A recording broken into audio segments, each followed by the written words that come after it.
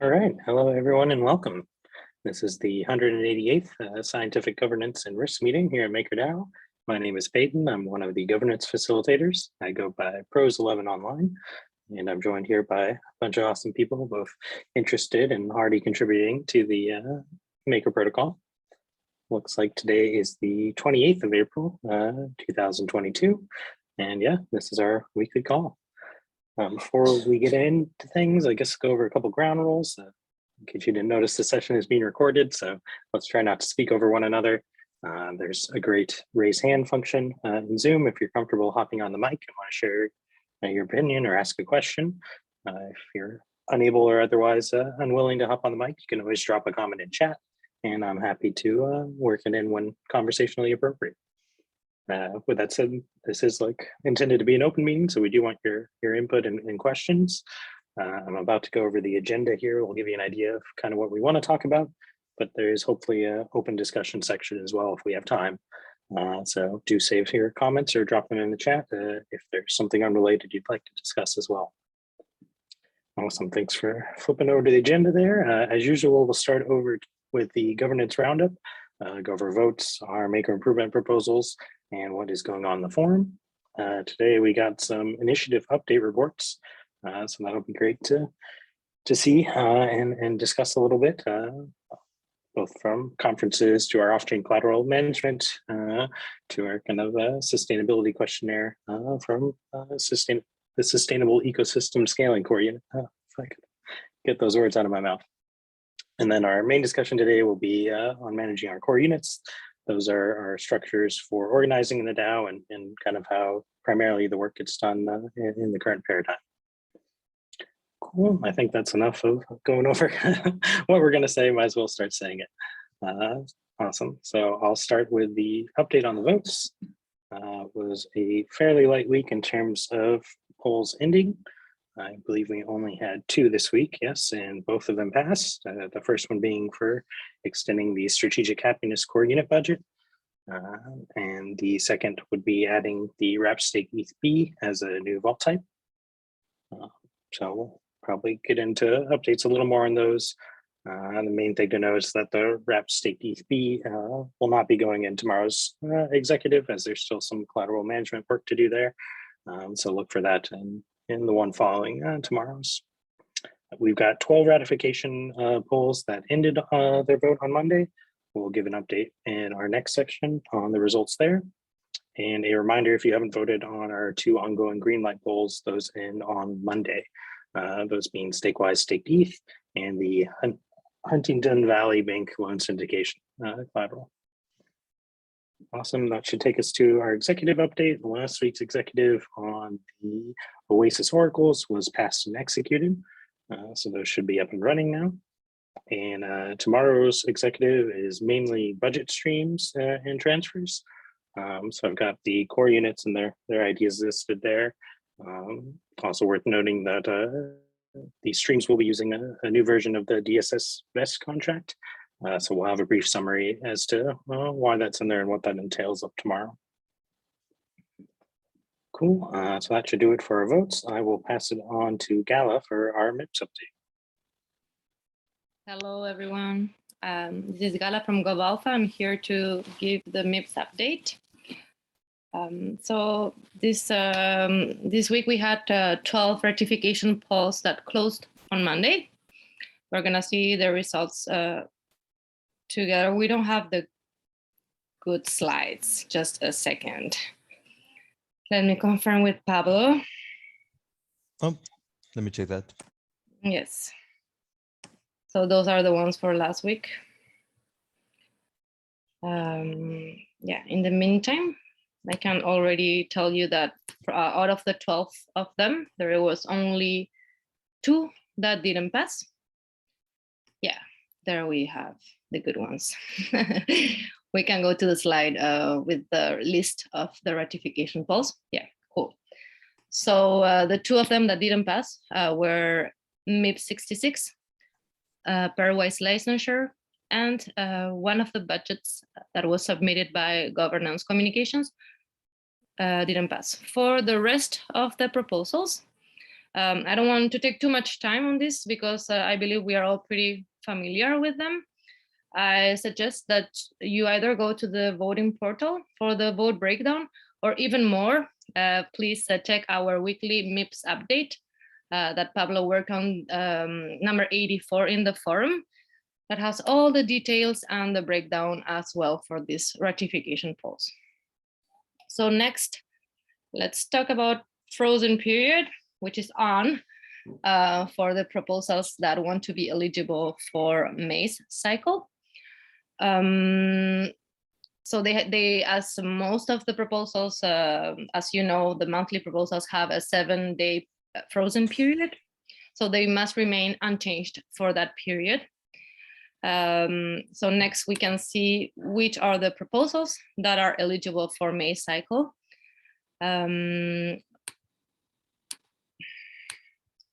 Okay, just the formal submission window will open on Monday, May 2, so next Monday.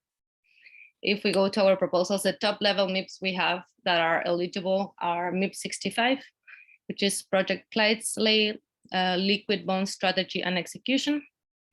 We have MIP 68, which was formerly proposed as a 𝘧𝘪𝘯𝘬𝘬𝘐𝑚𝑒𝑡𝑎LIST Bolt V2.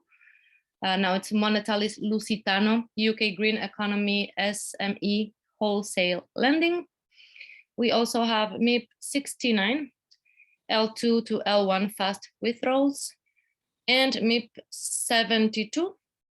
This is the delegated collateral attachment real world assets arranger application from 6X Capital. The author of MIP 72 expressed already that this proposal will remain under RFC for the next cycle. And then we also have some core unit related proposals. So this is a core unit offboarding process amendment. We are working on this and it will stay under RFC for the next month as well. Then there's the core unit budget process amendment and the strategic happiness budget. And then for our proposals in RFC, we have MIP 72 that I just mentioned and MIP 4C2 sub-proposal 15. Both of them will stay in RFC. And we also have Immunify Security Core Unit Facilitator onboarding for Psychonaut, and one special purpose fund for Makershire Hathaway. This is all for this week. Thank you very much.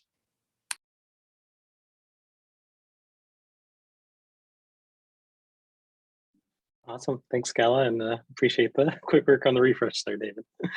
That'll take us to our forum at a glance update. So I'll kick it over to Artem. Yep. Hey, happy Thursday, everyone. Welcome to the forum recap of the forum at a glance, reviewing top news announcements, discussions, and current signal requests. This will be covering the week of April 21st to the 27th, and we'll begin with the announcements. Starting up, Dev Connect just happened. It finished up recently. It was throughout the week of 18th to the 25th of April, and a few core units have attended and spoke there.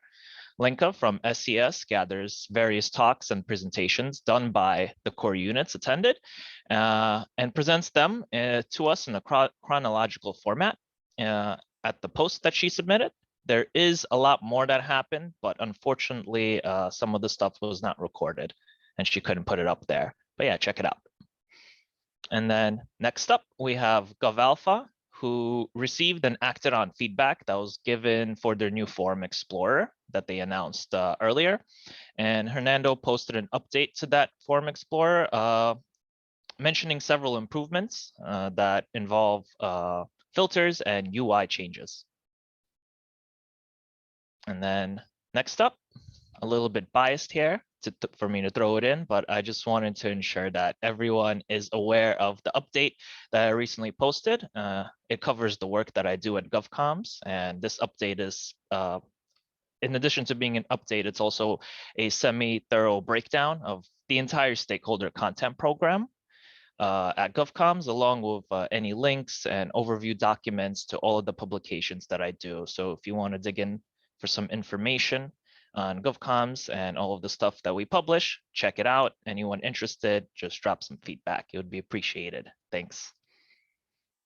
And moving on to our top discussions, joining the ongoing forum discussion on developing and executing an aggressive growth strategy, Sebastian from Strategic Finance shared his approach to this goal based off a balance sheet design with the objective to prove greater insight on pumping up our annual revenue numbers by a big bit.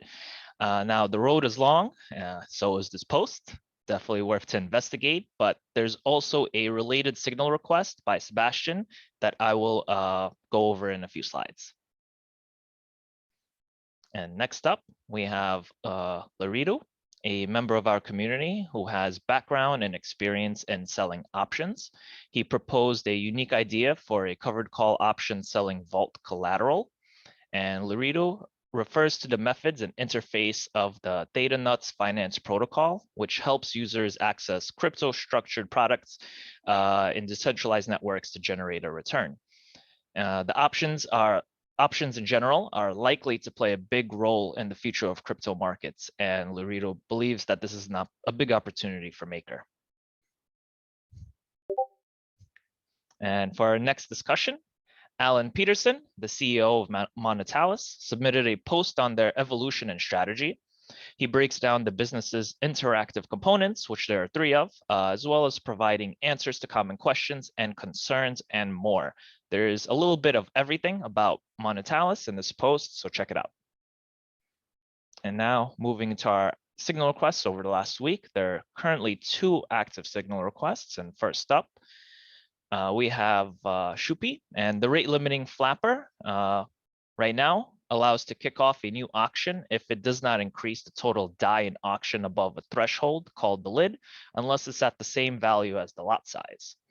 And the value for the lit right now is set to 150,000 DAI, which can run up to 5 flap auctions at once. The lot size, however, is set to 30,000 DAI. 𝘱𝘰𝘭𝘺 believes that there's no strong reason to burn this much MKR, and he proposes to set the lid to the same value as the lot size, 30,000, essentially a 1-to-1 lid to bump ratio, ensuring that there can only be 1 parallel flap auction running at any given time. In Sacrifice, we will limit the amount of MKR burned per day from around 7 million DAI to 1.5 billion DAI. Now, the vote will run until May 13th, and it's currently sitting at a winning option of yes at 63%. And for our next signal request, we recently mentioned Sebastian post on the balance sheet approach towards aggressive growth strategy. And one of the many steps in there includes investing into Ethereum and potentially Ethereum derivatives. In this signal request, Sebastian moves forward on this strategy by asking the community whether we want to allocate some of the balance sheet of MakerDAO towards ETH. Additionally, he asks how much do we want to invest into ETH and ETH derivatives.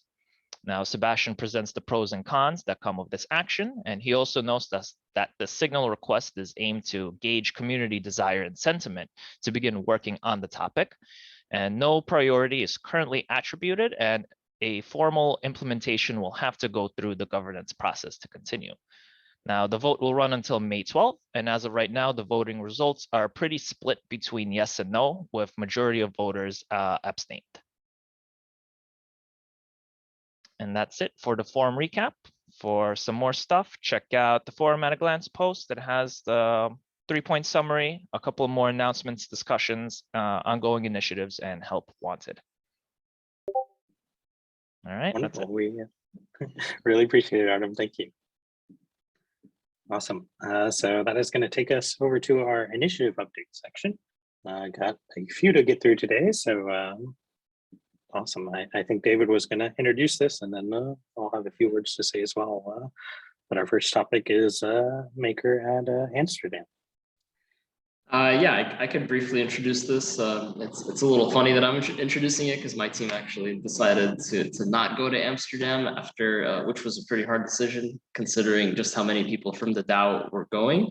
And so, yeah, lots of different teams went. 𝘰𝘰𝘬𝘳𝘳 from SES provided an excellent summary on the forum that I believe Pros is going to break down for us. But yeah, I'm going to give it over to you, Pros, and feel free to share your experience. I know you were there. And also feel free to pass the mic over to anybody else who'd like to report on their time at Amsterdam. Yeah, most definitely. I know we got into my individual experience a little bit with last week's call, just talking about the global governance gathering and Dennis presenting his and Thiago's workshop on governance there, which was very fun. So that was kind of the highlight of my experience for sure, other than getting to meet a bunch of wonderful maker people for the first time. And yeah, shout out to everyone who was able to grab a coffee or meet up with me at one of the events. Obviously, attending Divinity was fun as well. We had quite the backed house there, and it was great to see so many maker people from so many different teams. We had recognized delegates, just people generally interested in the protocol, kind of all together in one place. So let me grab the link here for Lenka's post, because I thought she did an awesome job kind of summarizing. Oh, David's already posted it. Nice. Already kind of posting what some key talks that were given at Amsterdam, right? DevConnect was a little unique in that it was kind of like several different conferences occurring at once across different focus areas and over like a almost 2-week span. So there was a lot of opportunity to kind of select the things that you were interested in. I, for one, like I said, was at the global governance gathering, so got to see a lot of those mentioned on Tuesday. Let's see, that's the 19th, I believe. Yep, including Lenka's office hours. 𝘱𝘬𝘮𝘮 did a talk on breaking Dunbar's barrier. That's that number of kind of like social interactions that humans can keep track of, which is pretty cool. Again, a lot of these talks were recorded and the links are provided there in the chat if you'd like to take a look. And then of course, we got a special preview of Dennis's presentation last week, so won't get into that one too much.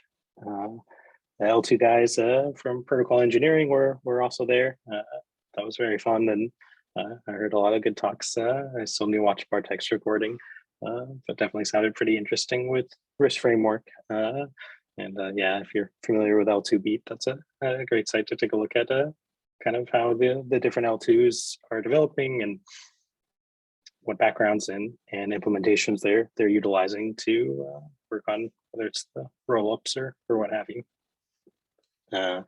And MEV Day was unfortunately after I left, so I didn't get to see any of these talks live in person, but very fun, very interesting. We've seen a lot of cool tweet threads on them. We had Sam from Protocol Engineering there who gave a talk on wallets, aggregators, and dApps, as well as hosted, was a moderator for one of the Flashbots panel. Very fun there. Some of you might recall Hasu, one of the recent recognized delegates, big into Flashbots, so very good to have that interaction as well. And then Lenka sniped a photo of me chatting with 𝘰𝘰𝘬𝘳𝘰 there outside the global governance gathering, so I can make sure how things were going back home. Yeah, so like I said, that's just one small sampling of, like I said, there were several events, many talks, but these are ones with recordings. So if you're interested in any of the ones we brought up, you can check that link and watch a few of them. 500x Zoom, yeah, thanks Artem and David. I know a bunch of people were there. I don't know if anyone has anything they particularly like to share or something from the conference that was impactful, but yeah, happy to let some people on the mic.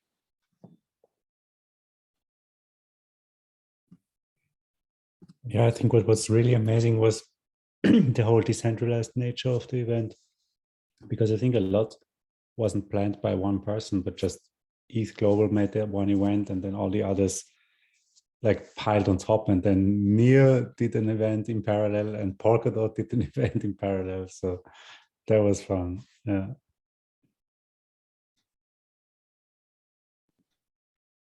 Awesome. Thanks, Raphael. And it was a pleasure getting to grab a coffee with you as well.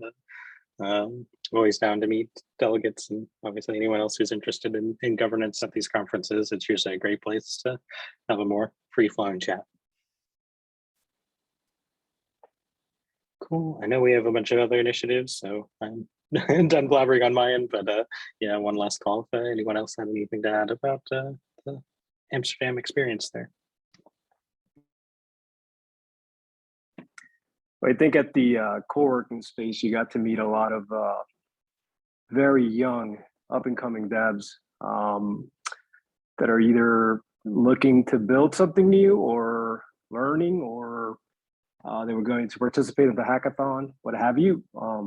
I think to me, that was the biggest takeaway, that there's a breed of, a bunch of late teens to, early 20-year-olds that are looking to get into the ecosystem, and they're out there and they're going to build something, and hopefully they'll build on top of MakerDAO, right? So that was to me the biggest takeaway. Besides such a beautiful city, vibrant, free, and yeah, everyone seems to be enjoying life over there.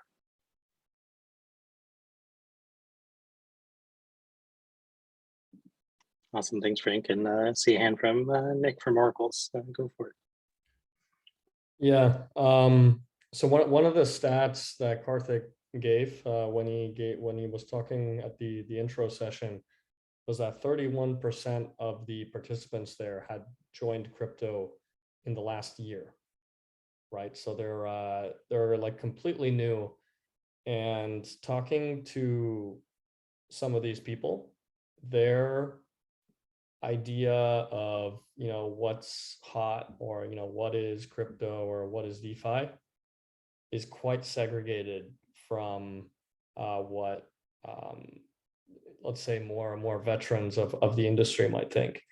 And so one of the ways that was expressed is that typically I think Maker has had like a very strong brand, and we've had like a very strong association, right, with decentralization and DeFi, and there's kind of a lot of OGs and veterans that naturally kind of support DAI, because DAI, they came up with DAI, right? DAI was really one of the first functional dApps created on Ethereum, and so a lot of the newbies, they really lack that context, and it really shows because a lot of them have no idea what Maker is. Or they have no idea about the association between DAI and Maker. And even for DAI itself, some of them didn't even know what DAI was. So I think we definitely, this lack of marketing that we have right now is definitely affecting us. And so I think it's quite important that we really expand on that, right, and invest the resources into really doing that outreach, because this industry right now, it's still small, right? And if we make it, right, the industry is just going to keep growing and growing and growing and growing. And so this kind of like front runner OG culture advantage that we have is just going to keep getting diluted if we're not constantly just banging that message about DAI and decentralization and Maker. So there were a lot of great things about the conference too, but you can definitely just check out Lenka's post and you'll see all of them. But this in particular was one of my takeaways, and something that I think we need to work on. Thanks, Nick. That was a very insightful and yeah, a really good point to bring up. Awesome. Any other comments, questions, concerns before we move on to the next topic?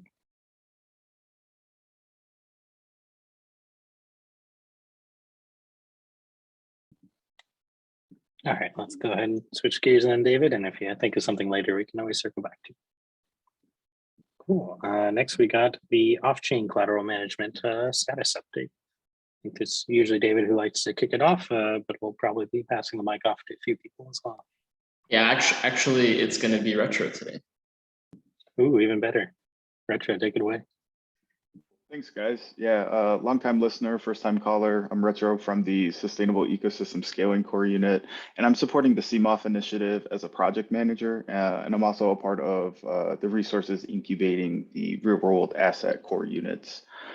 So today I'm here to give a update on the progress that the 6 initiative teams are making to onboard real-world assets, and we'll have 6 milestones for review today. Yeah, you could go to the next one, David.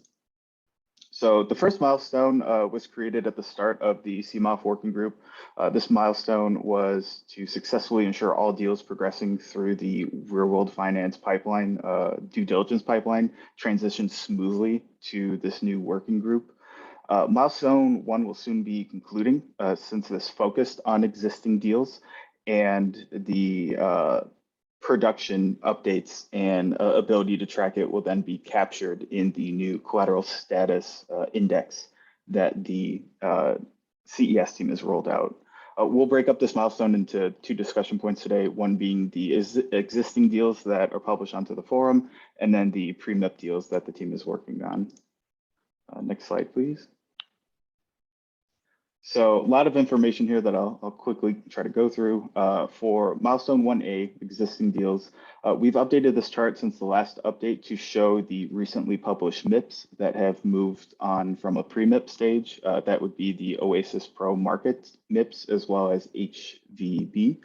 But to give some flavor around the work that's involved and the purpose of forming this milestone, we wanted to capture the work that's going into the assessments and then improve the process in addition to just servicing the deals. So to touch on some of those things that came up while servicing these deals, 𝘰𝘳𝘳𝘪 is a great example where the initial assessment was submitted for a MIP 6, and based on that initial discussion, the deal evolved. The status update for the deal is that the real world finance teams have delivered all assessments, both for the MIP 6, MIP 65, and MIP 68.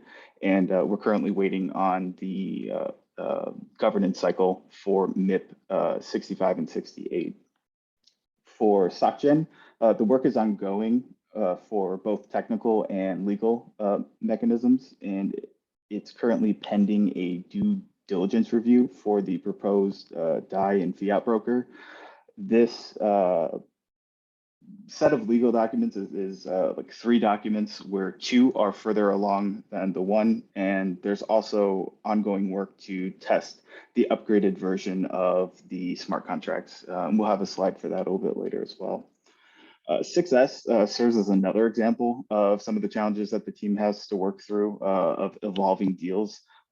Specifically for due diligence.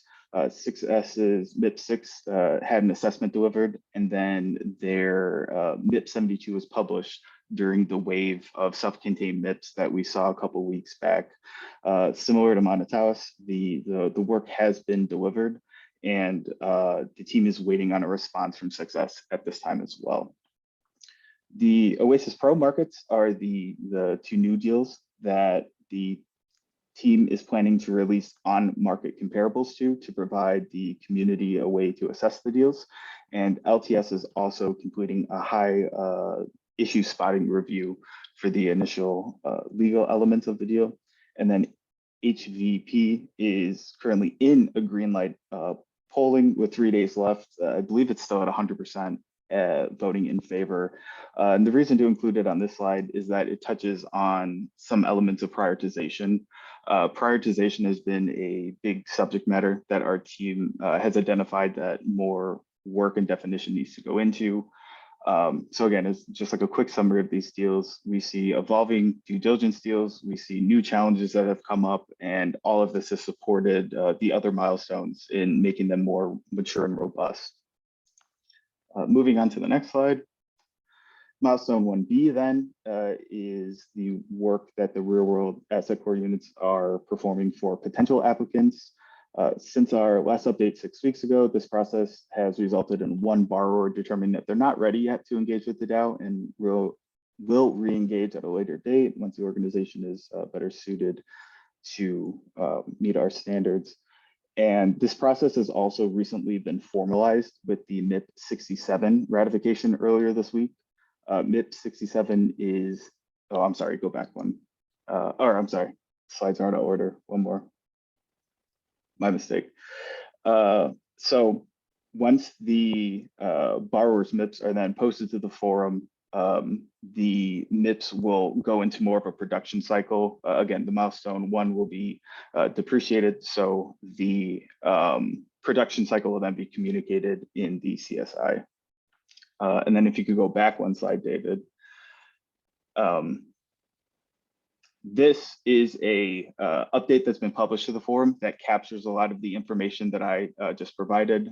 This was dated April 8th, and over the past 3 weeks, I've tried to communicate the latest developments. This is going to be a great resource for the community to keep track for similar level of detail that I just provided for deals moving through the pipeline and into production moving forward. And this is planned to be released on a regular cadence moving forward as well. Now, if you could go 2 slides forward, David, perfect. The milestone 2 speaks to the restructuring of the real world finance core unit to highlight, to give it the support that it needs to onboard billions of dollars of real world collateral. The initial strategy as we presented, I'm sure the community has been following along, is to develop the lending incubator for portfolio expertise, the legal and transition services core unit for legal expertise, and then the lending oversight team to support all functions of real world asset activities. The major update here is that Love is planning their RFC publication for the May 8th deadline and is planning to enter the June cycle. And we anticipate that LTS will follow close behind in terms of graduation. Next slide, please. For milestone 3, then, this was a focused engagement about revamping the collateral onboarding pipeline for applicants. The work that's manifested from this milestone could be broken down into 4 different categories. Starting with the MIP 76, this defined and solidified the methodology for completing reviews for real world assets. Again, this was recently ratified.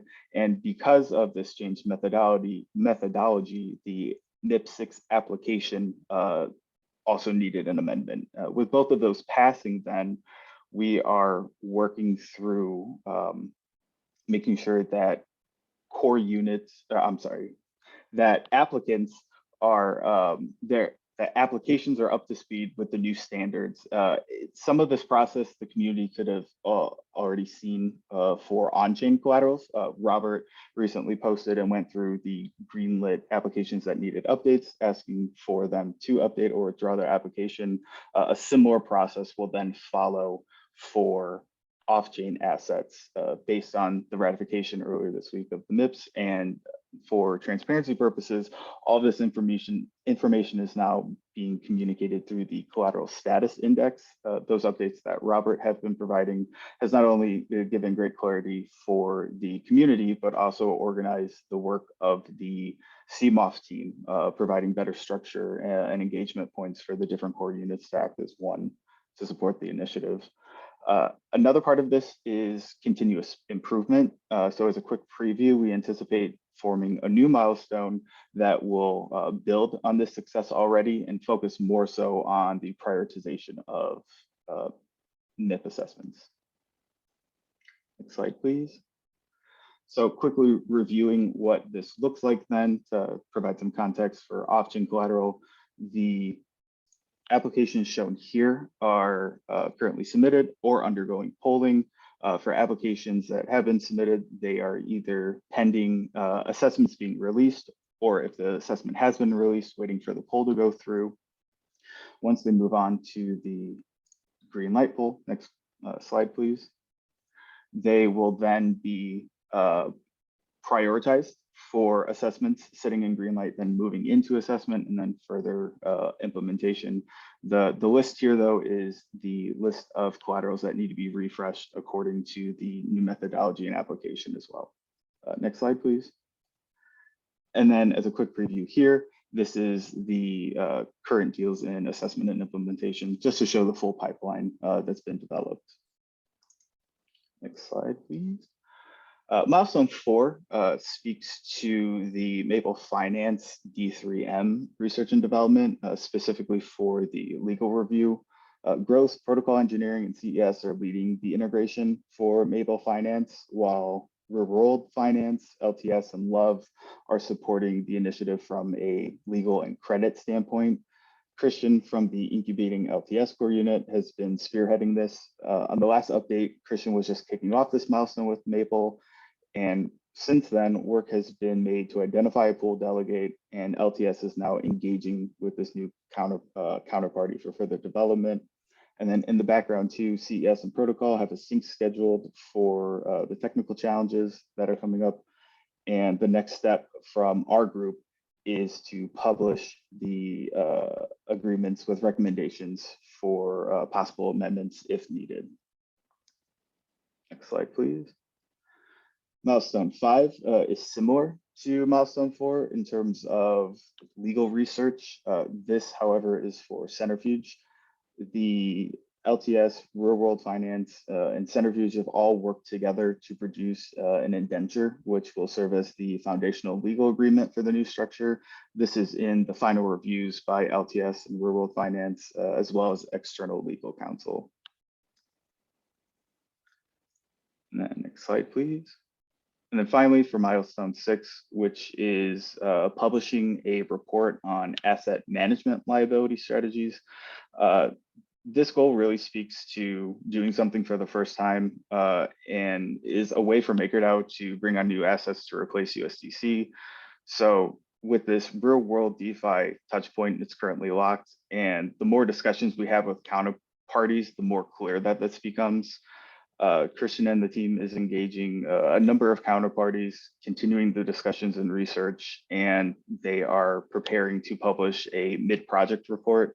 The anticipated timeline for this milestone to be completed is closer towards the end of Q3, but with the goal of keeping the community up to date, we will be publishing some of our findings in the near future, TM.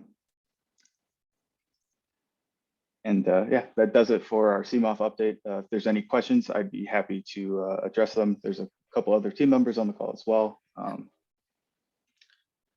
And appreciate the opportunity.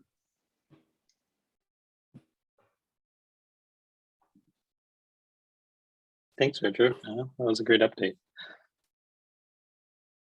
Any questions or comments on what was just presented?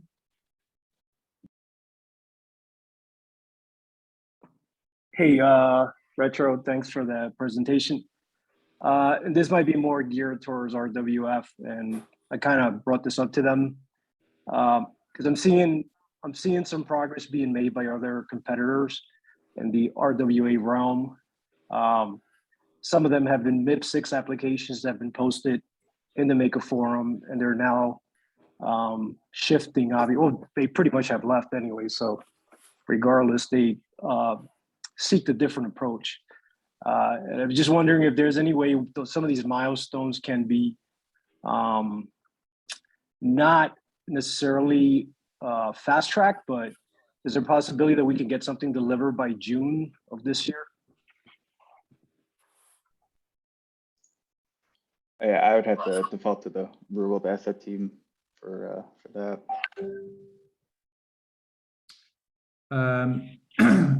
It's Luca here from Oversight. I don't know if there is somebody from Real Assets, but otherwise I'll comment.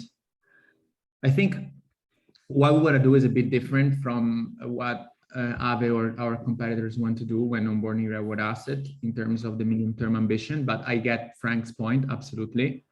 I think Max has commented here in the comments from our 𝘱𝘰𝘮𝘮𝘵 company that HVB that is currently in the green light process has the ambition to complete all the milestones by late June, which would be great for us. I think subject to approval of governance of the MKR holders, the real world asset team will do its best to make it happen. I think it is an incredible opportunity. We would onboard a regulated bank that has billions of dollars to deploy, which is something that excites us.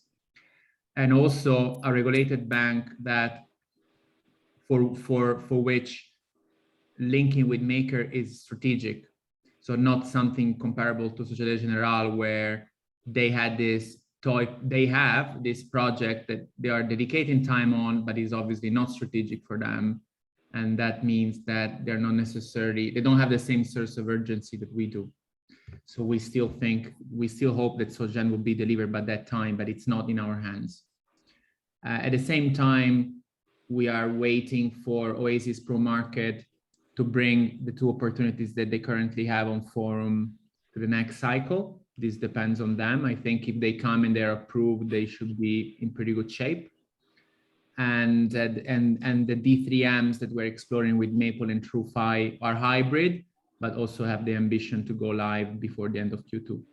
So I know again that there is frustration because this thing is complex and we raised the bar and that has created a lot of noise at the beginning. But I personally think we are in a great shape to start finally delivering something tangible for the community. I get your urgency, Frank. I have the same feeling. We don't have to strive for perfection. Otherwise, we will never get anything done. Yeah, and it's just while in Amsterdam, right? I've heard it through the grapevines that a lot of the banks out there in the EU are more focused on dealing with some of the sanctions as opposed to figuring out how to make money in Q2 of 2022, right? So just a little bit concerned if we're going to sit around and wait for large institutional banks to come in knocking at the door of MakerDAO, or we're going to take some affirmative action to take some of these innovative platforms that are starting to ramp up, right? And I'm only seeing a trend that I think it's going to get better. You have Avi's ARC, Paper Imperium just posted Goldfinch, right? They onboarded a former MIP6 applicant of MakerDAO. So yeah, just appreciate the understanding that this is this is pending, and looking forward to see something get onboarded soon. Yeah, and I also think that they're not necessarily competitor. Like Goldfinch onboarding somebody that leaves MakerDAO is exactly what we would love to, because Goldfinch is a different play. They have different risk appetite. They can absorb losses. They're not managing a currency. We are hoping that Goldfinch comes to us and they ask for a D3M in the same way that Maple and 𝘪𝘯𝘕 are thinking about. So this will be our ultimate goal. And I know that Will is not on the call, but I know that Will is in contact with the Goldfinch guys. So we would love to explore potential interactions with the protocol as well, the same way we're doing with 𝘪𝘯𝘕 and Maple. Yeah, sorry, I can jump in. There's been actually quite a bit of discussion as well lately with Goldfinch. We were in talks with them a long time ago, actually last year, but they had their own, I guess, priorities and things like that, and took a little bit of time for the team to organize themselves. But now they are also getting a little bit more in line with our initiative. So I think something coming from Goldfinch that is similar to the D3M initiatives is probably not out of whack at all in the next little while. I can assure that the team has already re-engaged with us. So.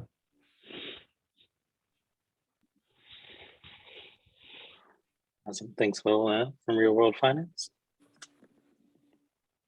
Yep. And and on more, I think on the other topic of 𝘧𝘩𝘪𝘯𝘕, I covered that you, Frank, before, but 𝘧𝘪𝘳, so 𝘧𝘪𝘳, they kind of like have the target date that is a bit internal, which is kind of, they know that once the summer holidays actually hitting France, we're not going to hear about from them for 2 months. So they're doing everything that they can actually to get that passed, and the documentation all done and validated internally before summer starts. So that's why they're floating June.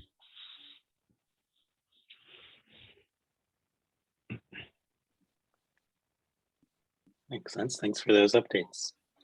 Any last comments or questions on this initiative before we move on to the next one?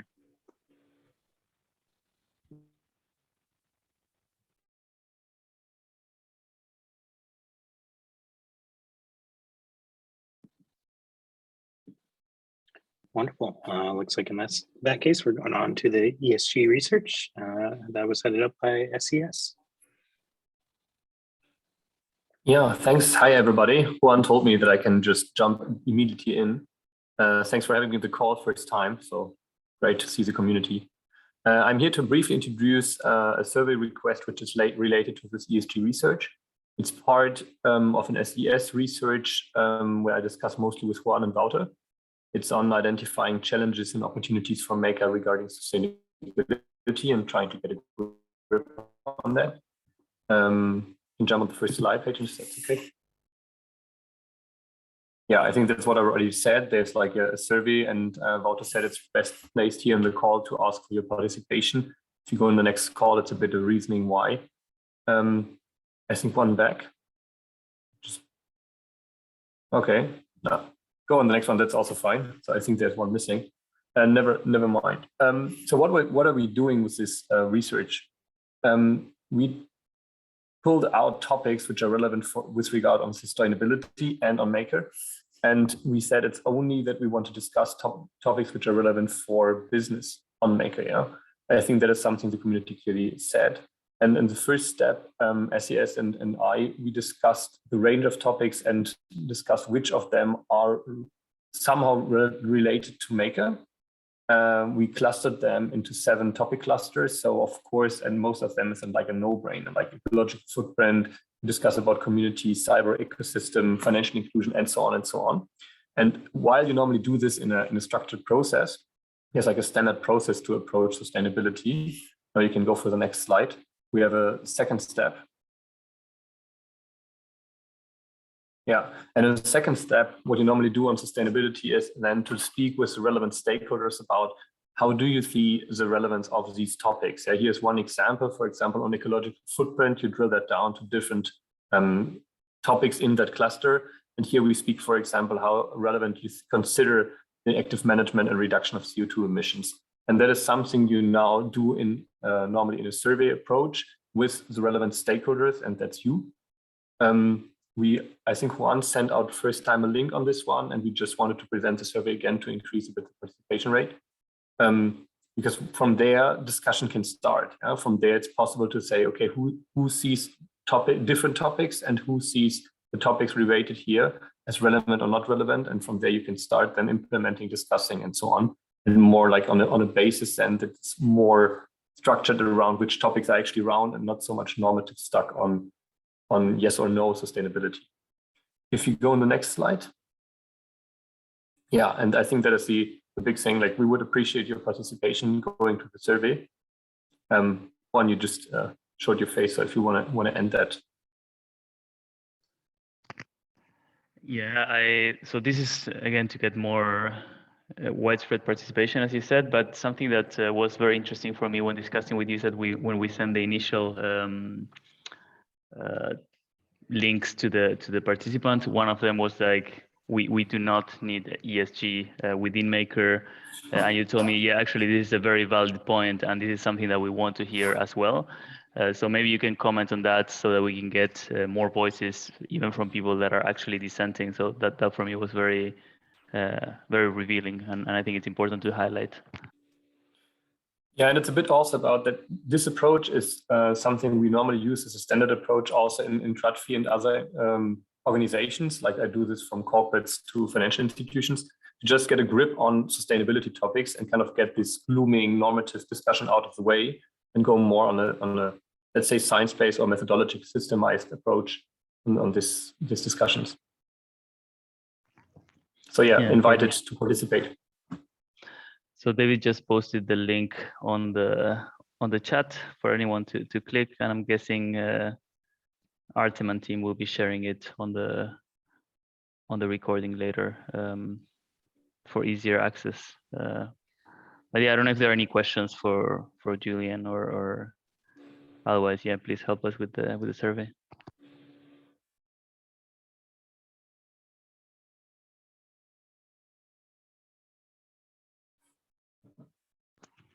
All right. Thanks, Julian, for presenting. Yeah, great. Thanks for having me.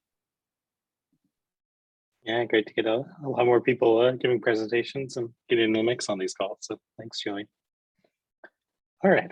Thank you, everyone, for all those initiative updates. Right. Usually we have one or two, so appreciate you engaging and sticking with 3 of them today. But that does bring us to our kind of main discussion segment. Well, Thomas will be introducing this one. Awesome. Thomas, want to kick it off? I do, thank you. And hello, everyone. I'm Thomas Flitter, engagement lead for the GovComms team. And as Retro had said earlier, long-time listener, first-time caller, and excited to talk about our discussion segment today. We want to encourage everyone to please participate. We've looking at today managing our core units. Some of the things that we look at in managing our core units, which we stand right now at 19 core units, with about 115 or so employees involved in MakerDAO. We've got some challenges that we're faced with. Many of the core units have at least one facilitator.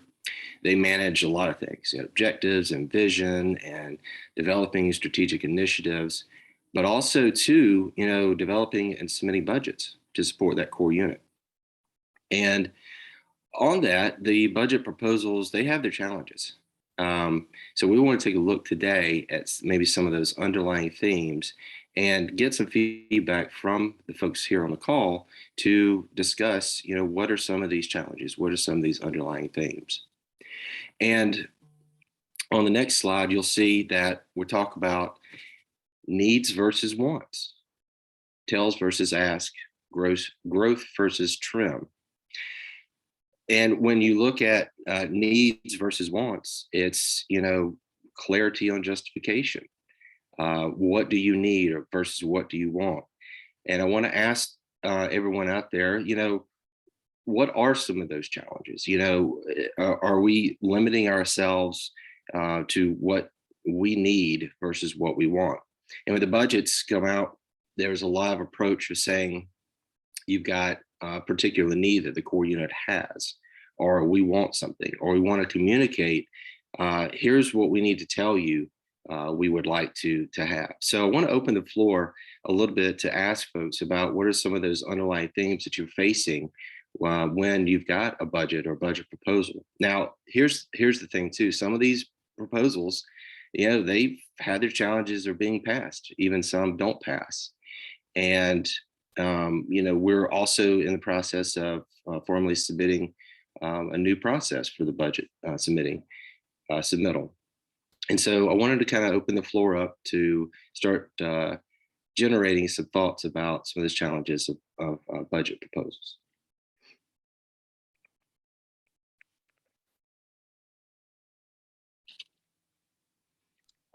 Yeah, I'd like to actually kind of maybe open it up first and leave my sort of experience with our team's last couple of budget proposals. So as many of you know, Governance Communications put up SP 62 and SP 63 to this month's governance cycle. And thankfully, SP 62 passed, but for a short while there, it looked like both wouldn't be passing. And I think the interesting thing is that from our perspective, SP63 was part of like a larger strategic direction for how our team would like to expand so that we can cover our mandate and do better at really fulfilling our mandate. And, you know, again, the context was that we started back in August with a smaller team covering a smaller set of work out of our total mandate with the goal of bootstrapping and kind of growing into a fully serviceable team. And so the challenges that I faced were basically, how do I make the case to delegates, you know, the value of the proposal, like, is it a need or is it a want? You know, and I did present it as a little bit of both, because on the one hand, you know, it is a need, but it's kind of hard to define that line between is it something that needs to be approved now or can it be approved in 6 months? And I think the biggest thing that helped was really all of the different conversations that I had with delegates. And this actually brings me to like this other slide here. Really sharpening my relationship with the delegates was key to getting some of that missing feedback that I wasn't getting throughout the quarter. It was also key in understanding why my budget proposals were struggling. And it also was key to helping, you know, align the direction that I have in mind for my team with the direction and expectations that delegates might have for my team. And so, yeah, that's just some stuff I wanted to share around my experience with this.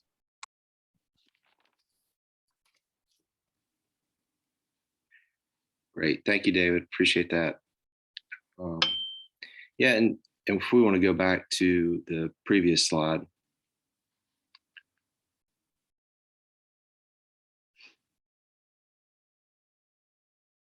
Yeah, the one before that. And it was interesting talking about a need versus want. You know, Nick actually, you know, he brought up a point earlier about the marketing need, you know, based on his experience in Amsterdam. The tells versus the ask, you know, I feel facilitators do a better job at communicating how or why they make decisions, you know, for justifying their cost. You know, another thing is to think about growth versus trim. And, you know, sort of a spending mentality. There's been a lot of discussion too about, you know, being aggressive versus, you know, conservative, you know, where we want to focus on our spending. I want to get some thoughts on, you know, some of the ways that, you know, maybe facilitators think about, you know, when you're putting your budgets together, you know, what are some of your thoughts and approaches to that question of growth versus trim? Because I know that comes up often.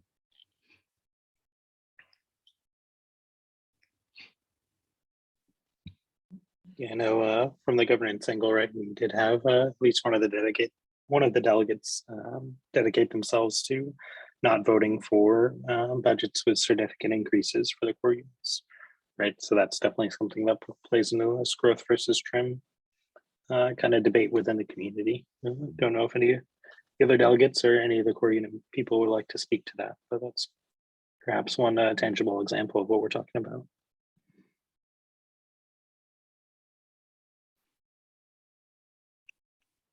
Peyton, I just add on to what you're saying there, I guess.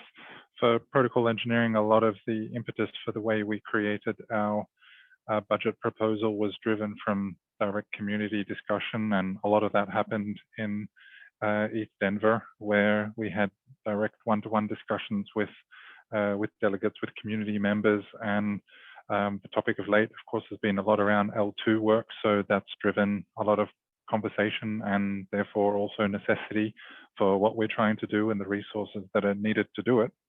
So I think in all these cases, it's very much that communication between the community, MKR holders, and the teams that are doing the work. So for me, it all comes back to those discussions, the forum, Discord, and making sure that that discourse happens. Mm-hmm.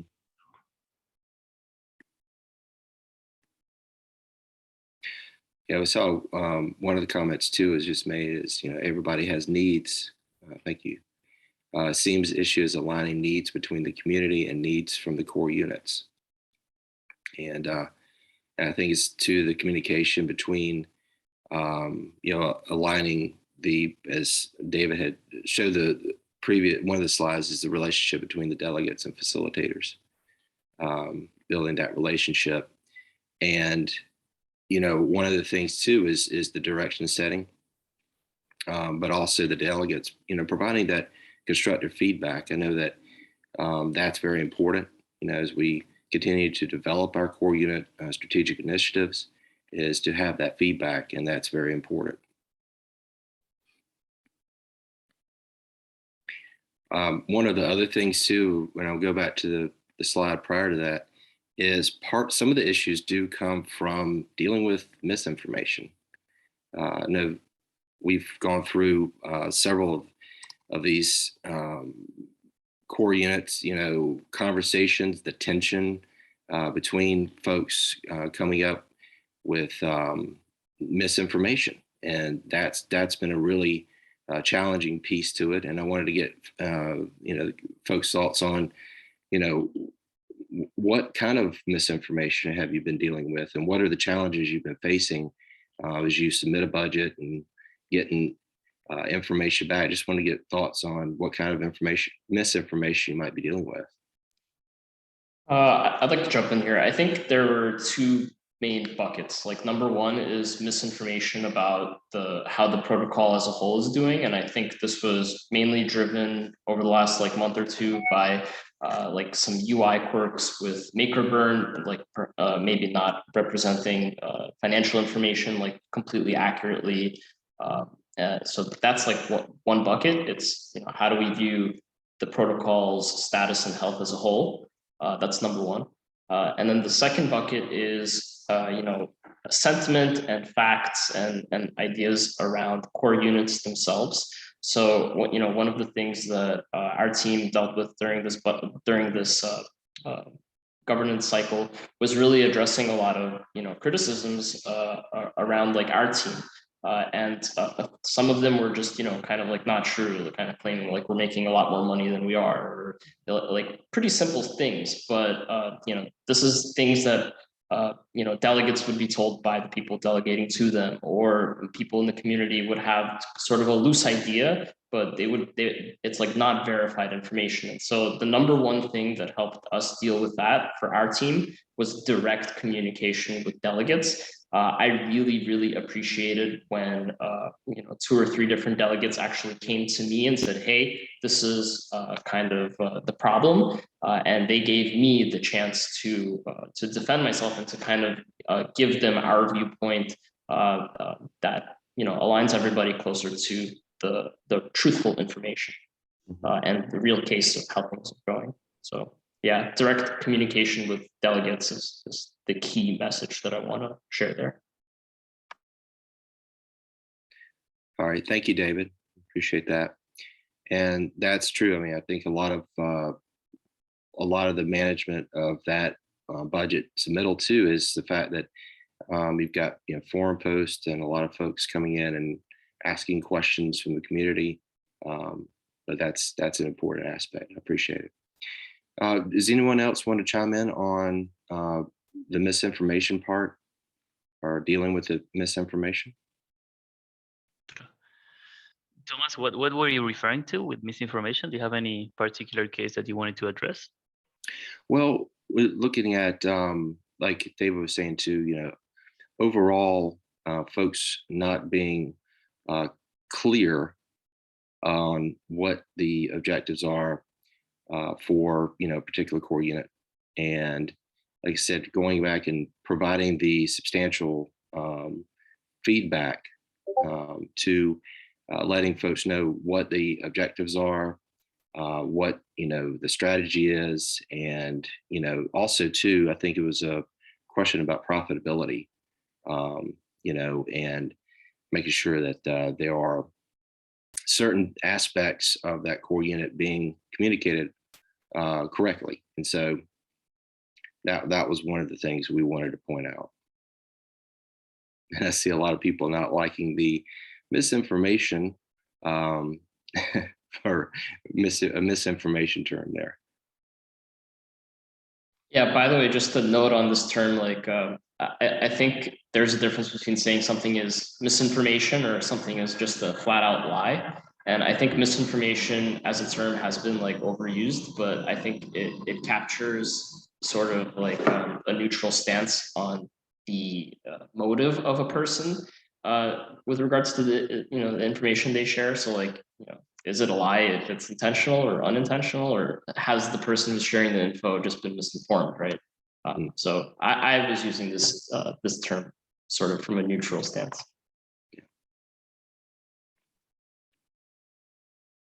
And also MakerMan makes a fantastic point. He's not a fan of binary thinking with respect to information.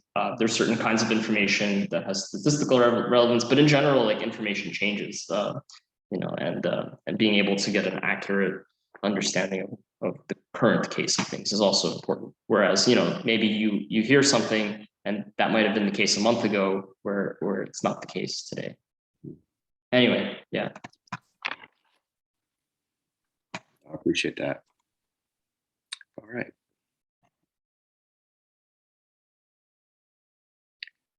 All right. Any other thoughts, David?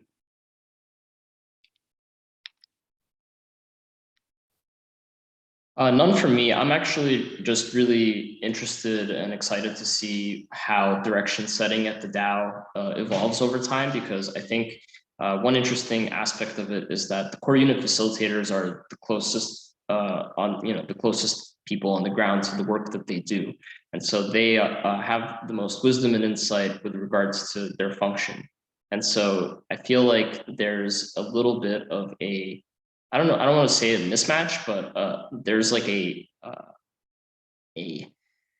felt, not division, but a space between delegates and facilitators with this regard. Like, I feel like delegates are tempted and kind of pushed to be direction setters, but at the same time, so are facilitators. And I'm really curious how direction setting at the DAO goes, and just evidenced by all of the different strategy stuff that's going on, whether it's from the strategic finance team or SES, and really it's a group effort, but yeah, I'm excited to see it mature.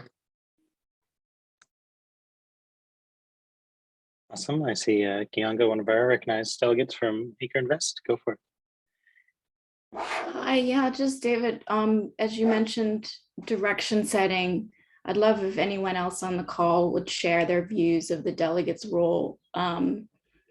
Jesus talked about this idea of an executive delegate role, and whether, and even the call we just had prior to this on, the strategic initiative,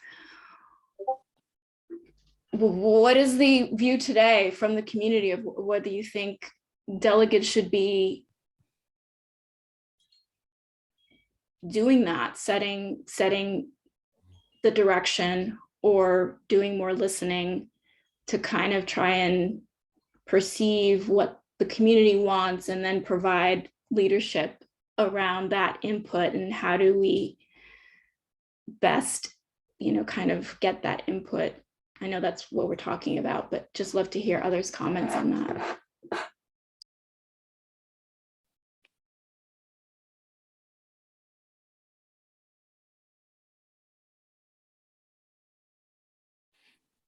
All right. Thank you for that question. Thoughts? I can just add a little more context about the call that was mentioned. So we with SES we have started the strategic initiative. We call it the DAO Resilience Improvement Initiative. And that one really has two big elements. One element is truly about creating a roadmap, practical execution of tasks and changes that may improve the resilience, whether it be on a financial level or operational level of the DAO. But in order to put a roadmap like that together, and in order to make it possible to make also big changes, not just tweaks in the margin, bigger changes that might require more coordination than what we're currently capable of. In order to be capable of for that, I think we do need to have a clearer expression of the vision and the strategy that each delegate would want to pursue, and maybe also see which delegates are closer to each other in their outlook of what MakerDAO should be in the future, and which ones are further apart, and what the different dimensions are. Like, is there a difference in opinion about decentralization? Is there a difference in opinion about risk appetite? Is there a difference in opinion about the aggressiveness of growth? And there's a lot we don't know yet. We don't even know if these are the right dimensions. But this is what the DAO Resilience Improvement Initiative also includes. So for people who are interested in that, there is a Discord channel on the MakerDAO official Discord, which is called the Resilient Stakeholder Initiative. And today's meeting that was just before the GNR call was recorded and will be made available. And future meetings as well will be open attendance. So everyone who is interested in those aspects is welcome to join. This clearly is a longer term focus. So we're trying to really get to the bottom of the issues and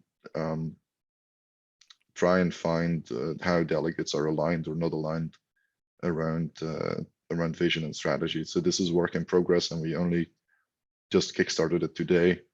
But I do hope that it can add a lot to the conversation that we're having here.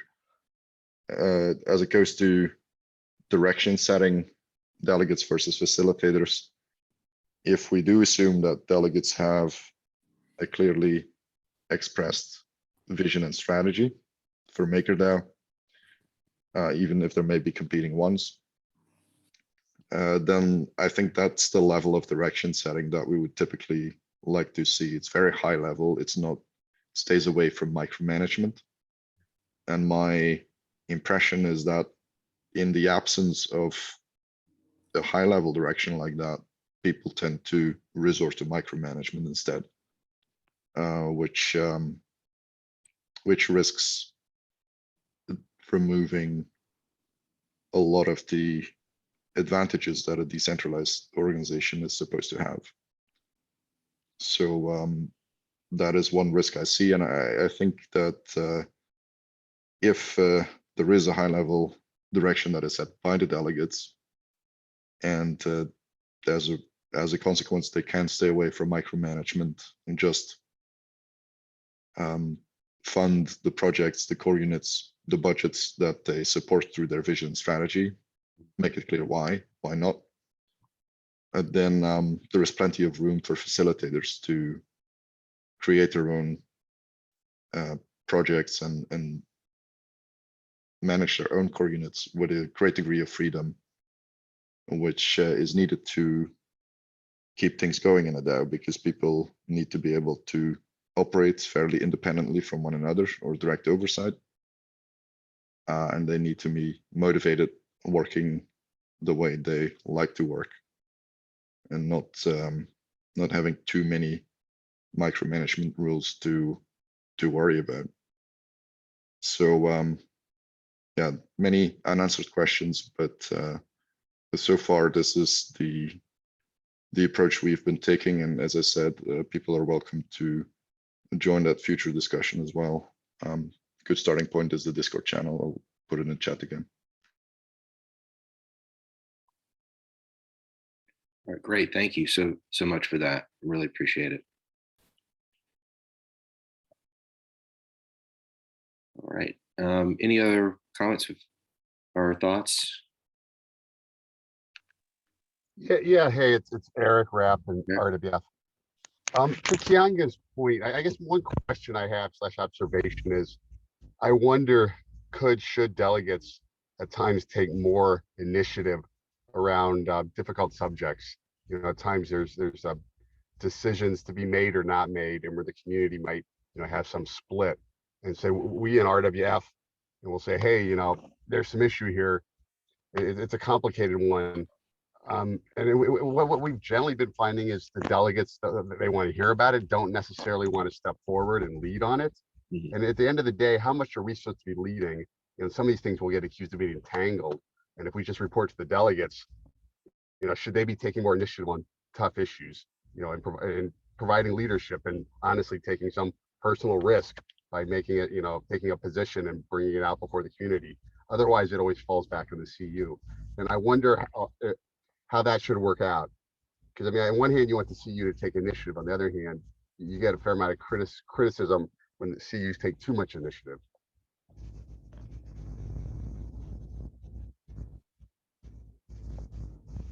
Thanks for that, Eric. I did see Max's hand first, so I'm gonna kick it over to you first. I wanted to, if people are willing to have a conversation about this content production core unit, there's a few of us from this this Glass Entertainment, Nancy Glass and Kristen. Is it? Yeah. If you feel, if whenever you feel ready, if at all. Sure. Yeah, David Cornell, might be better after we close out this topic. So we'll put a pin in that just momentarily, Max. But thanks for bringing that up, and I'll kick it over to Nick for now before we circle back.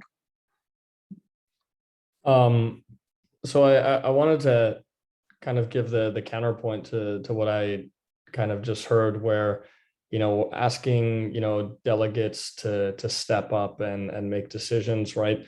Versus I heard on the other side, right, that facilitators need to, you know, take charge more and, you know, contribute to tough decisions.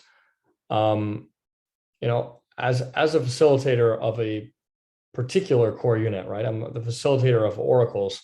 You know, by definition, my mandate is just to, you know, do oracles, right? So oftentimes when it comes to these decisions within the DAO, I'm not sure I'm supposed to be contributing to those decisions, right?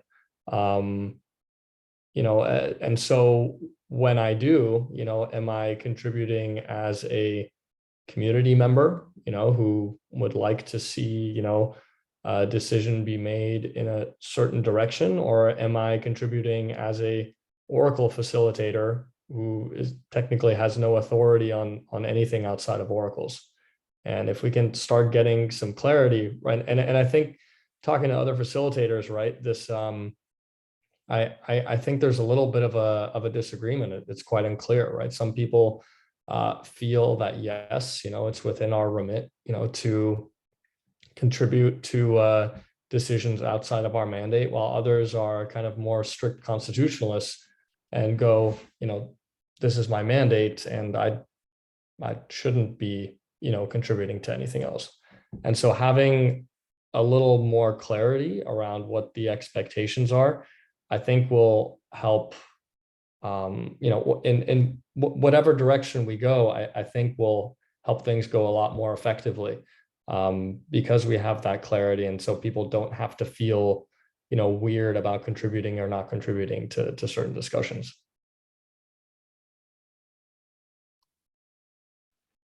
All right. Sorry, Yes. can I? No, I agree with you, Nick, but I also see that sometimes, like, I would love just to like stick it to my mandate and just do that, but there are so many things that I see that someone has to do in the DAO and no one is doing it. I don't know, like the Twitter account. So yeah, okay, I'm going to take it because we need to solve this. The incubation of the brand team, okay, let's do it because we need it.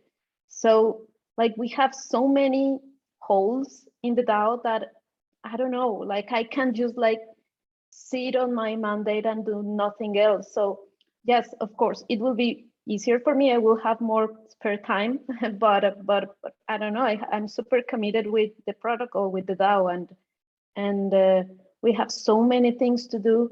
And at the same time, like I understand what you said about facilitators, not like maybe not being involved in these decisions, but also we are the ones doing everything, and we really like understand what's happening within the protocol, like from different perspectives. So I don't know, like I don't know who else is that much exposed as we are to like the current situation of the protocol.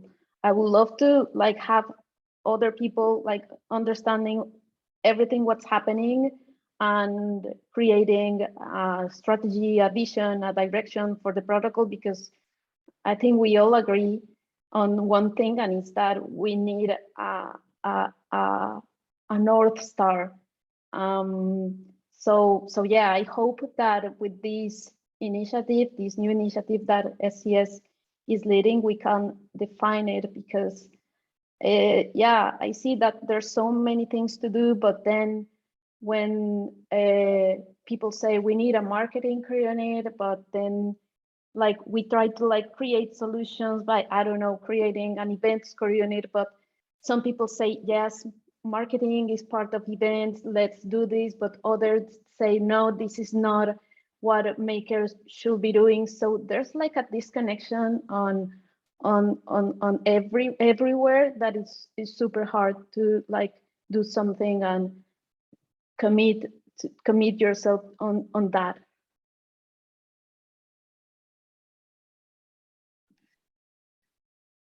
Thanks for those thoughts, Nadia. I see Nick raised his hand probably in response. Yeah. I don't disagree with anything Nadia just said.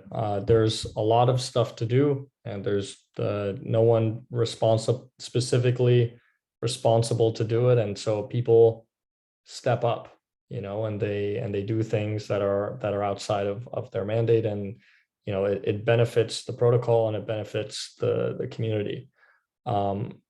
But is that a long-term viable process to use? I kind of disagree. I think it's more just a failure of the DAO of not having committed people or teams for those things, right? That is being, you know, medicated by people like Nadia and people like Sam stepping up and doing things that, you know, going above and beyond, right, and doing things outside of their mandate. I guess one of the things that concerns me too is, right, we're trying to get more oversight and more accountability in the DAO and more transparency of the core units, and ultimately I'm going to be judged based on how the Oracle core unit is performing, right? And so I ultimately, like, I'm incentivized, right, to focus on my core unit, because I don't really, you know, if I start solving all of these problems that are outside of the Oracle's core unit and the Oracle's core unit suffers for it, right? From a review, you know, ratings kind of system, like I'm doing a poor job, right? And so I think everyone kind of feels differently about this, but ultimately I think it's going to fall back to that type of behavior. And so really we need to plug these holes that we're seeing and not just expect people like Nadia and like Sam and a whole host of other people that I'm not even mentioning now, right? You know, really going above and beyond, right? That's not a sustainable way of working. It's just kind of like a stopgap.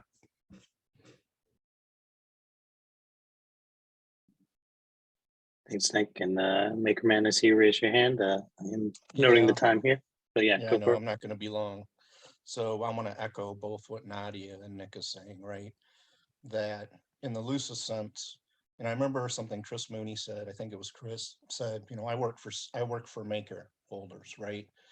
And the idea that CUs basically are, you know, who really has the authority and responsibility here? It's literally maker holders, right? In this case, delegates kind of fall in the middle of this. If we weren't here, it would all fall to maker holders. That's where you would be wanting to see such a strategic unit form from, right? So that basically, the way I see it is an organization, it has a lot of groups that should be focused on their tasks and their tasks alone. They can look across the spectrum, they definitely should coordinate.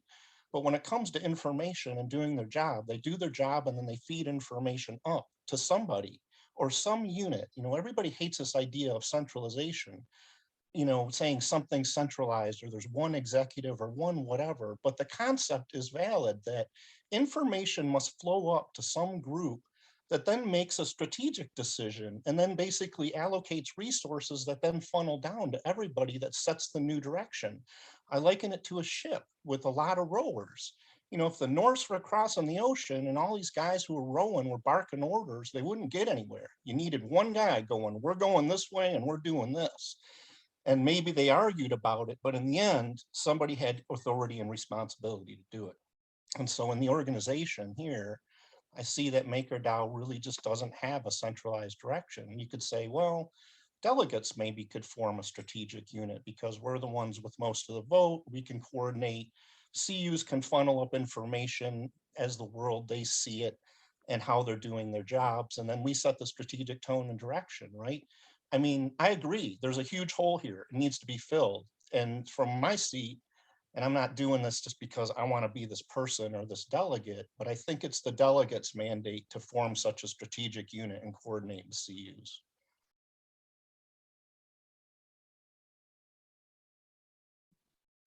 Thanks, Makerman, one of our recognized delegates. So I am noting the time here.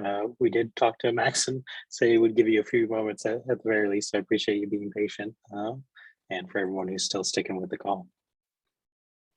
Definitely. Thank you for giving us a few minutes. I really appreciated, firstly, that conversation was wonderful. And I think that we could talk about growth versus trim as it relates to a content production core unit, which is oriented towards increasing growth. And at the same time, I think it would run on an incredibly lean budget. I know, and so I think we should talk about that, or at least lean margins for for Glass Entertainment. We had a conversation this morning with Mariano from the budding brand core unit and growth, and he was wonderfully helpful, and I really look forward to working and collaborating with him and getting his guidance, and we're really committed to coordinating with him and with growth. I think he described the potential path to this core unit, or not even a core unit, sorry, just like this group, Glass Entertainment, getting a development budget so it can put together a really cool proposal. And I think we will collaborate on putting that in front of everybody. And like I see the comments, like if we want to onboard a new core unit, we better figure out what message we want them to project. Like that's part of this development process. That's this 3-month process of us being in the community and communicating with as many parties as we can to figure out the best narratives. And this is all about narratives. It's all about storytelling. And Glass Entertainment is a storytelling machine. And so the idea is, leverage this storytelling machine to identify the very best narratives for the benefit of MakerDAO and for each core unit, and to get those narratives pre-approved. Nothing goes to print or into production without legal review, for instance, or sign off from growth, etc. So yeah, I'd love to see if anybody has sort of questions for us. I think the long-term goal is to not be an outside provider. I work in MakerDAO every day as it relates to onboarding real assets, and so I'm sort of on the front lines of one part of the growth strategy, and certainly I don't know as much as Nadia about how MakerDAO operates, but I'm trying my best and I'm doing my best to understand the levers. And I think that being better at telling our story is one incredible lever that we can pull, especially with so many growth initiatives that are coming online with L2 scaling and institutional, all of our institutional options. And I think, like, instead of being an outside contractor, I think that the idea, I think, is to build a crypto native and MakerDAO native group that's embedded, that has true long-term, long-standing relationships with the core units, that understands truly how to operate in this political system, and is essentially long-term incentivized in the same way that core units are, right? The core units ultimately, by proving themselves, can earn an MKR vest once they've proven that they're worthy of it. And of course, it's vested over 4 years with a 1-year cliff, et cetera. And I think that if you look at the budget proposal for the initial 125,000 development budget, there's only 10% that's actually profit for Glass Entertainment Group. 90% of every dollar shows up on the screen. They're a low margin business that primarily serves cable television, which is a dying industry. And so I really think there's the opportunity for that company, it's my mom's company, to actually serve a growing industry instead of a dying one. But they can still operate super lean in terms of 90% of it showing up on screen, and then earning a sort of a low production fee. So I'd love to step in here for a second, yeah, Max. thank you. We're also a huge digital unit and a huge and super successful podcast unit. We're one of the top 100 companies in the world in production. We don't think about it 10% profit. We actually usually make less because we don't care. What we like to do, I've never thought about money in my life. What I think about is, how do you tell a great story? How do you get involved in something that is super cutting edge? We have been involved in the growth of so many different companies because that's what's really exciting. Somebody asked, there's an interesting question, are we trying to be the brand messaging leader or just content production itself? Well, we want to be both, but what we want to do is respond to what you need. When you say you guys are going to hate working with us because we have a different idea every week and it'll be completely opposite the last one, welcome to my world. This is what we do every single day. I have dealt with executives who say, I want it to be smart, but not intelligent. I want it to be fresh, but familiar. We don't care. What we're attracted to is brains, innovation, and opportunity. And if we don't, and we just launched a brand new fitness app. It's a new piece of fitness equipment that works with AI to actually, and robotics, to measure what your body is doing and to respond to you instantly. We did it just because it's fun. We are also the people who, and we will eventually make money on it, but it was so exciting and so much fun and such a successful launch. And it's an international launch. We also understand the international audience. Yeah. So I mean, just to comment, like, honestly, like, yes, Mariano owns brand. We don't want to step on anyone's toes. No, we don't. And I think the advantage of Glass Entertainment is it is listening first. It's about listening, and everybody knows, especially on I'm new. I've only been involved in Maker since August, and I've made a little bit of an impact so far. I hope, maybe, and I think everybody here is intending to do more listening than anything else, primarily listening and not being pushy or stepping on anyone's toes. That's part of why I think Glass Entertainment has been successful for many years, working for some very difficult clients. Yes. I love to. So if we can answer any questions, though, honestly, because I think we've done a lot of talking, but we'd love to answer questions and actually listen. I have a question. Hey, Max, it's Jen. Thank you already for answering a lot of my questions in the forums. I appreciate that. So I guess where I'm landing is the model, right? Why this needs to be created as a core unit when you guys can excel as you have been successfully for so many years. I don't think anybody is questioning the quality and the potential you guys could bring. I'm, for one, super excited about it. But Yes. why? So, and you just said yourself, Yeah. like, one second, you just said yourself, you're going to have to operate in this DAO political landscape. Why would you want to bring on that additional burden to yourself when you could be freely, left alone and operating through whether it's, a brand core unit or another core unit to funnel you the pertinent information you need, and then you execute on that? Well, I think, Jen, because I don't think we want to burden you with that.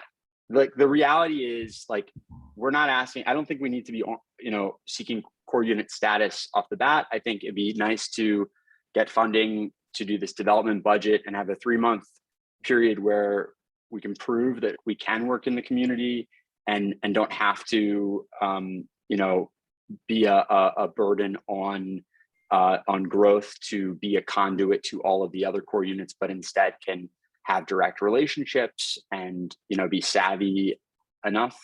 And I think the other answer, as I put in the proposal with you, is the idea here is not to make money from the DAI. It's not about squeezing dollars out of this thing, because again, 90+% ideally goes on screen. It's about earning a stake in MakerDAO long term. And I think that's my understanding of core units. They actually have long-term compensation. They're aligned to MakerDAO. And we're not asking for any MKR at this point. And I don't think we'd ask for 6 or 8 months. I think, until we're up and running in production, we've really built credibility. We actually have standing to make that type of important and significant ask. Does that make sense? Is that reasonable? Yeah, definitely. And it's great to hear you want to, be long-term in Maker. I don't think, I personally see it will be much more difficult, right off the bat in this developmental phase for you to source the critical information you'll need to, on-ramp and get your heads around this world, right? If you were liaised with a core unit, that could kind of guide you, that's going to make your lives a lot easier, right? I agree. You can simultaneously participate as a community member. You don't have to be a paid community member. You can simultaneously buy MKR should you want to, and get that upside. I'm not recommending that, of course, but I just find it feels unnecessary to start as a core unit when it could be much more elegant in a hired agency capacity. I understand. And I think we don't start out on day one as a core unit so long as maybe growth can provide budget so that we can get the development started. If that's a possibility, I think Mariano had said that was a possibility. We could be incubated inside of growth, but part of my job every day is helping outside institutions understand how to interact with MakerDAO. And I can provide that service to Glass Entertainment. I've got a good relationship with, obviously, the company. Nancy Glass is my executive producer, is a joke I like to say. So I can provide that guidance. Hopefully Mariano and you would be okay providing guidance. We don't have to seek core unit status initially. I think just want enough development budget to get this going. Just like to add something, I don't think it's because your proposal. I think we, as a DAO, we don't know when someone should be a core unit or a service provider. That's a question that we'll have currently, and we have no idea of that. But it's not. I think it's not just because of your specific proposal, but it's in general. We don't know if companies like yours, this company should be a service provider and respond to a core unit, or create a core unit, and in the future we will have 500 core units or 1,000 core units. I don't know what should be like the path that we should take. And I think the community doesn't know either. Like, I think there's a lot of debate around that.